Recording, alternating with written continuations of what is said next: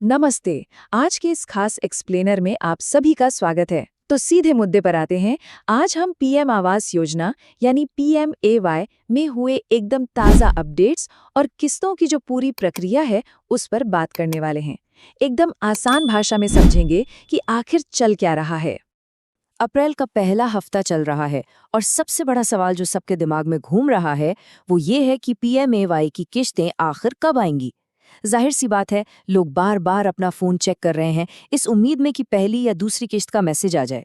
Phone की screen on करते ही बस यही ख्याल आता है कि घर बनाने का पैसा अकाउंट में कब पहुंचेगा।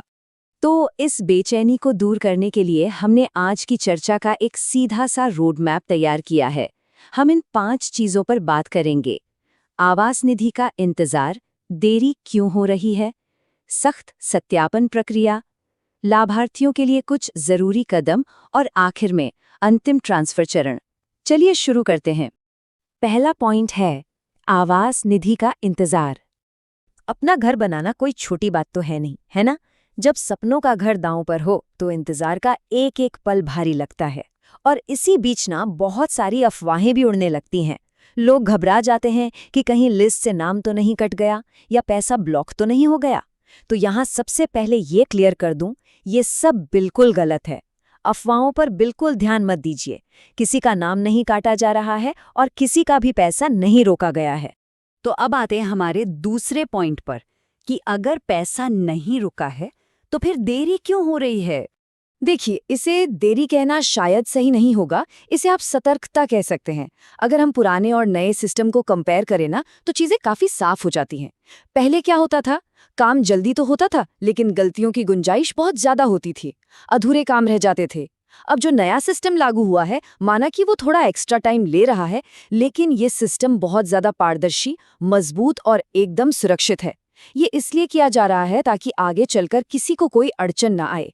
मतलब ये देरी नहीं है, बल्कि आपके फायदे के लिए एक तरह का सेफ्टी नेट है। और एक बात जो बिल्कुल पक्की है वो ये कि पैसा कहीं फंसा नहीं है। ये बस एक जरूरी प्रोसेस के हर स्टेप से लगातार आगे बढ़ रहा है। डिपार्टमेंट के लेवल पर सभी फाइलें बहुत ही सिस्टमैटिक तरीके से आगे बढ़ रही हैं। बस ये मान लीजिए कि चेकिंग चल रही है ताकि फाइनल अप्रूवल मिलते ही पैसा सीधे सही अकाउंट में आ जाए। अब बढ़ते हैं तीसरे हिस्से की तरफ, सख्त सत्यापन यानी वेरिफिकेशन की प्रक्रिया। आखिर बैकग्राउंड में चल क्या रहा है, सरकारी अधिकारी कर क्या रहे हैं? तो बता दूं, ये वेरिफिकेशन प्रोसेस पूरे 4 कड़े स्टेप्स में बटा है। सबसे पहले डॉक्यूमेंट्स जैसे आधार और राशन कार्ड का वेरिफिकेशन होता है। उसके बाद आता है विभागीय समीक्षा, जहां एक्सपर्ट्स फाइल की बारीकी से चेक इन करते हैं।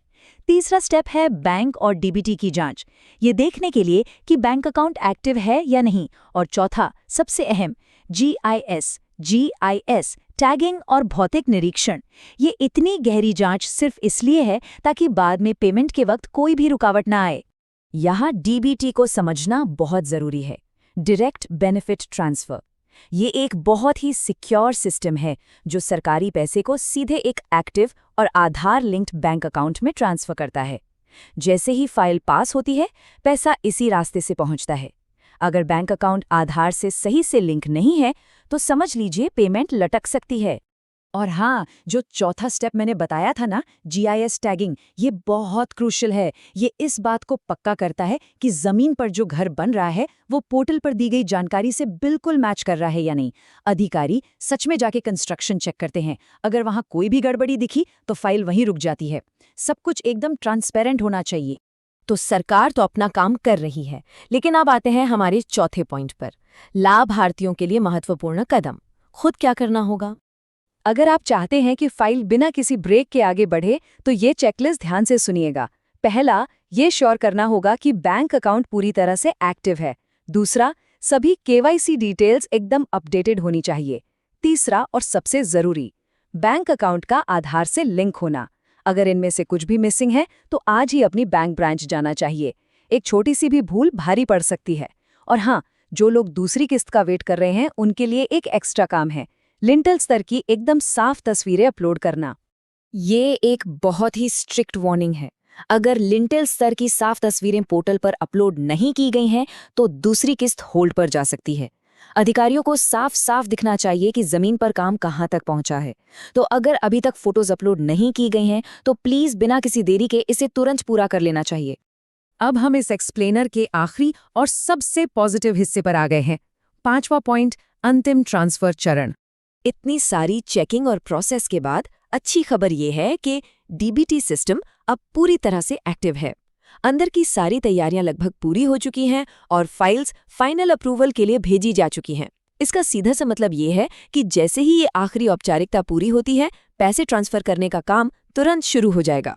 सोर्स मटेरियल में एक बहुत ही कमाल की बात कही गई है। ये सिर्फ एक किश्त का इंतजार नहीं है, बल्कि सपनों के घर की शुरुआत है। सोचकर देखिए, जब वो मैसेज फोन पर आएगा ना कि अमाउंट ट्रांसफर हो गया है, वो पल कितना खास होगा। अभी भले ही ये इंतजार थोड़ा मुश्किल लग रहा हो, लेकिन अंत में यही एक सुरक्षित और मजबूत घर की नींव रखेगा। बस थोड़ा सा धैर्य और रखने की जरूरत है। तो चलते चलते एक सवाल छोड़कर जा रहा हूं। भले ही इंतजार थोड़ा लंबा हो गया है, लेकिन क्या एक पारदर्शी प्रणाली जो इस बात की गारंटी देती है कि पैसा बिल्कुल सही हाथों में पहुंचेगा, क्या वो इस एक्स्ट्रा टाइम के लायक नहीं है? बिल्कुल है। ये नया प्रोसेस यही तो पक्का कर रहा है कि योजना का लाभ सिर्फ और सिर्फ योग्य लोगों को ही मिले। उम्मीद है आज के इस एक्सप्लेनर से आपके सारे डाउट्स क्लियर हो गए होंगे। सीखते रहिए और हमेशा जागरूक रहिए।